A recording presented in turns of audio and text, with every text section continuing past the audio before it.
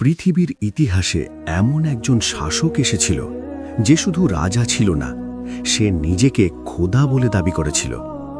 কোরআন বলছে সেই অহংকারী একদিন গর্জে উঠেছিল, আনা রব্বুকুমুল আলা, আমি তোমাদের সবচেয়ে বড় রব। আর সেই একই মুখ মৃত্যুর মুহূর্তে কাঁদতে কাঁদতে বলেছিল, আমাকে ক্ষমা করো। কিন্তু সেই ক্ষমা আর পাওয়া হয়নি। নীল নদের তীরে সেই মিশর দাঁড়িয়েছিল পৃথিবীর সবচেয়ে শক্তিশালী সাম্রাজ্য হয়ে। তাদের বাজার উপচে পড়ত সম্পদে, তাদের পাথরের অট্টালিকাগুলো ছিল আকাশ ছোঁয়ার স্বপ্না, ফসলের মাঠে যেন সোনা ঝলে পড়ত। আর এই সব গৌরবের কেন্দ্রে বসে থাকত এক নাম, ফেরাউন। তার একটি হুকুম ছিল আইন, তার একটি দৃষ্টি ছিল বিচার। মানুষ তার সামনে মাথা নত করত, আর সে ভাবত, আমি সৃষ্টির সেরা। কিন্তু এই মিশরেই বাস করত এক পদদলিত জাতি, বনি ইসরাইল। তাদের পুরুষরা ভোর থেকে রাত পর্যন্ত পাথর বহন করত, বিশাল বিশাল স্থাপনা তৈরি করত ফেরাউনের গৌরবের জন্য, আর রাতে মাটিতে লুটিয়ে পড়ত ক্লান্তিতে। তাদের নারীরা বাঁচিয়ে রাখা হতো শুধু আরও দাস জন্ম দেওয়ার জন্য। ফেরাউন জানত দুর্বল জাতি কখনো সিংহাসন নাড়াতে পারে না। তারপর এলো সেই রাত। তাফসিরে ইবনে কাসির বলছে, ফেরাউন একটি স্বপ্ন দেখল, বাইতুল মুকাদ্দাসের দিক থেকে আগুন বেরিয়ে আসছে। সেই আগুন মিশরের ঘরবাড়ি জ্বালিয়ে দিচ্ছে, অথচ বনি ইসরায়েলের ঘর অক্ষত। সেই রাতে প্রথমবার ফেরাউন নিজেকে দুর্বল অনুভব করল। সে রাতেই দরবারে ডাকা হলো জ্যোতিষী আর তন্ত্রমন্ত্রের সাধকদের। স্বপ্ন শুনে তারা জবাব দিল, বনি ইসরায়েলে এক পুত্র জন্ম নেবে, সে আপনার রাজত্বের পতন ঘটাবে। এই একটি ভবিষ্যৎবাণী বজ্রপাতের মতো এসে পড়ল ফেরাউনের বুকে। ভয় যখন অহংকারী মনে ঢুকে পড়ে, তখন জুলুম জন্ম নেয়।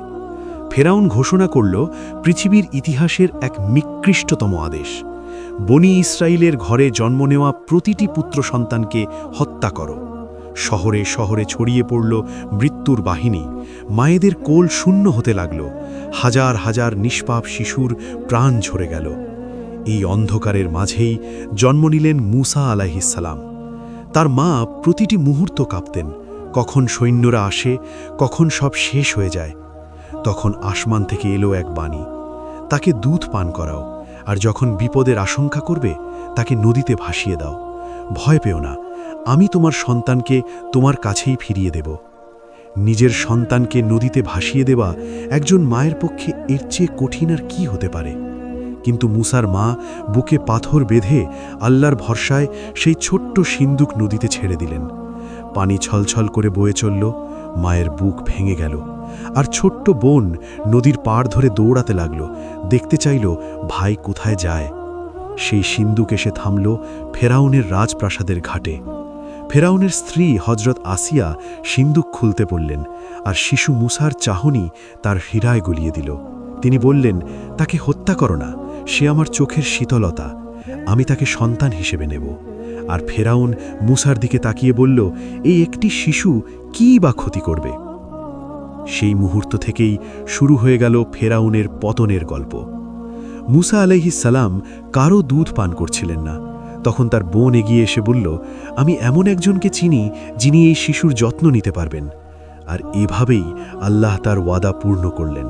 যে মা সন্তানকে নদীতে ভাসিয়েছিলেন, সেই মায়ের কোলেই ফিরে এলেন মুসা, সঙ্গে মিলল রাজপ্রাসাদের সম্মান। সময় গড়িয়ে গেল, মুসা আলাইহিসসালাম যুবক হলেন।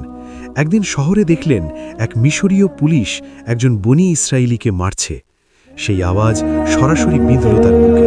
তিনি এগিয়ে গেলেন, একটি ঘুষি দিলেন, পুলিশটি মাটিতে পড়ে আর উঠল না। খবর আগুনের মতো ছড়িয়ে পড়ল। ফেরাউন নিশ্চিত হল এই মুসাই সেই ব্যক্তি। এক বিশ্বস্ত মানুষ ছুটে এসে বলল, হে মুসা, নেতারা তোমাকে শেষ করার সিদ্ধান্ত নিয়েছে, এখনই চলে যাও। মুসা আলাইহিসসালাম পেছনে তাকালেন না, সব ফেলে রেখে মরুভূমির পথে হাঁটতে লাগলেন। সঙ্গে শুধু একটাই ছিল, আল্লাহর উপর অটল বিশ্বাস।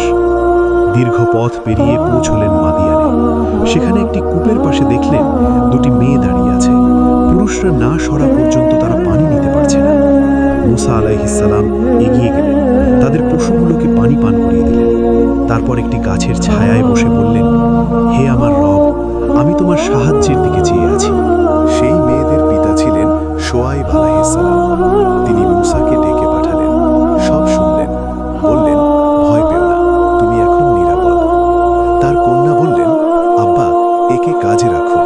তিনি শক্তিশালী এবং চরিত্রবান।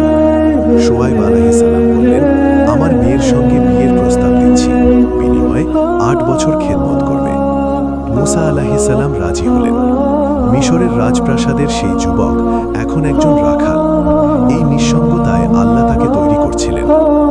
10 বছর পূর্ণ হওয়ার পর মুসা আলাইহিস সালাম স্ত্রীকে নিয়ে রওনা হলেন। রাতের মরুভূমিতে হঠাৎ দূরের পাহাড়ে একটি আলো দেখলেন। স্ত্রীকে বললেন, তুমি থাকো, আমি দেখে আসি। কিন্তু সেই আলো কোনো সাধারণ আগুন ছিল না। কাছে যেতেই একটি আওয়াজ ভেসে এলো, হে মুসা। তার সারা শরীর কেঁপে উঠল। আওয়াজটি আবার বলল, ভয় পেও না, আমি তোমার রব। তোমার জুতো খোলো, তুমি পবিত্র ভূমিতে আছো। আমি তোমাকে নবী মনোনীত করেছি। তারপর আদেশ এলো, ফেরাউনের কাছে যাও, সে সীমা লঙ্ঘন করেছে। মুসা আলাইহিস সালাম তার লাঠি মাটিতে ফেললেন। সেটি বিশাল সাপে রূপ নিল। আল্লাহ বললেন, ধরো, ভয় নেই। ধরতেই সেটি আবার লাঠি হয়ে গেল। আরও মুজেজা দিয়ে আল্লাহ বললেন, যাও, হয়তো সে ফিরে আসবে। মুসা আলাইহিস সালাম ভাই হারুন আলাইহিস সালামকে সঙ্গে নিয়ে ফেরাউনের দরবারে গেলেন। ফেরাউন বলল, তোমাদের রব কে? মুসা বললেন, যিনি জীবন দেন এবং মৃত্যু দেন। ফেরাউন বলল, প্রমাণ দাও। মিশরের সেরা জাদুকররা এলো, দড়ি ছুটল, মানুষের চোখে সাপ মনে হলো। কিন্তু মুসা আলাইহিস সালাম শুধু তার লাঠি রাখলেন মাটিতে। সেটি সত্যিকারের বিশাল সাপ হয়ে সব গিলে ফেলল। জাদুকররা সিজদায় পড়ে গেল, বলল, এটা জাদু নয়, এটা আল্লাহর কুদরত। ফেরাউন ক্ষিপ্ত হলো, তাদের হাত কাটার আদেশ দিল। কিন্তু সেই জাদুকররা বলল, হে ফেরাউন, তোমার যা ইচ্ছা করো, আমরা আল্লাহর উপর ঈমান এনেছি। তারপর আল্লাহ পাঠালেন একের পর এক আযাব। প্রথমে ভয়ঙ্কর বন্যা ফসল ডুবিয়ে দিল। তারপর পঙ্গপালের দল সবুজ শেষ করে দিল। এরপর উকুনের আযাব, শরীরে ক্ষত। তারপর ব্যাঙের ঢল, চারদিক ঢেকে গেল। আর পঞ্চম আযাবে মিশরের পানির রক্তের মতো লাল হয়ে গেল। পচা মাছের দুর্গন্ধে বাতাস ভারী হলো। তবুও ফেরাউন বলতে থাকল, এসব মুসার জাদু। তারপর এক রাতে আল্লাহ আদেশ দিলেন, মুসা, রাতের আধারে তোমার জাতিকে নিয়ে বেরিয়ে যাও। বনি ইসরাইল নীরবে প্রয়োজনীয় জিনিস গুছিয়ে রওনা হলো। তাদের কাছে কোনো তলোয়ার ছিল না, ছিল শুধু আল্লাহর উপর ভরসা। সকালে ফেরাউন দেখল মিশর ফাঁকা। অহংকার আবার জেগে উঠল। আমাদের দুর্বলতার সুযোগ নিয়ে পালিয়েছে, তাদের ধরো। বনি ইসরাইল সমুদ্রের সামনে এসে দাঁড়ালো। সামনে গভীর পানি, পেছনে ফেরাউনের বাহিনী। মানুষ চিৎকার করল, আমরা শেষ। মুসা আলাইহিস সালাম বললেন, না, আমার রব আমার সঙ্গে আছেন। আল্লাহ বললেন, লাঠি দিয়ে পানিতে আঘাত করো। লাঠি পড়তেই সমুদ্র 2 ভাগ হয়ে গেল। 2 পাশে উঁচু পানির দেওয়াল, মাঝখানে শুকনো পথ। বনি ইসরায়েল সেই পথে পার হয়ে গেল। ফেরাউন দেখল অলৌকিক রাস্তা, বলল, এটাও মুসার জাদু, আমরাও পার হব। সে ঘোড়া ও সৈন্য নিয়ে সেই পথে ঢুকে পড়ল। যখন বনি ইসরায়েলের শেষ মানুষটি পার হলো, আল্লাহ পানিকে আদেশ দিলেন। ছাদের মতো ভেঙে পড়ল সমুদ্র। প্রতিটি ঘোড়া, প্রতিটি সৈন্য, ফেরাউন সহ সবাই ডুবে গেল। যখন শেষ নিঃশ্বাস আসছে, তখন ফেরাউনের চোখ খুলল। সে বলল, আমি ঈমান আনলাম সেই রবের উপর, যার উপর বনি ইসরাইল ঈমান এনেছে। কিন্তু সেই মুহূর্তে আর ঈমান কবুল হলো না। আল্লাহ বললেন, আজ আমি তোমার দেহ রক্ষা করব, যাতে কিয়ামত পর্যন্ত মানব জাতির জন্য নিদর্শন হয়ে থাকে। আর হযরত আসিয়া, ফেরাউনের স্ত্রী, ফেরাউনের অত্যাচারের ভেতরেও আল্লাহর উপর ঈমান রেখেছিলেন। আল্লাহ তার জন্য জান্নাত প্রস্তুত করেছেন। এই ঘটনা আমাদের একটাই সত্য মনে করিয়ে দেয়, দুনিয়ার সবচেয়ে বড় অহংকারীও শেষ পর্যন্ত মৃত্যুর কাছেই পরাজিত হয়।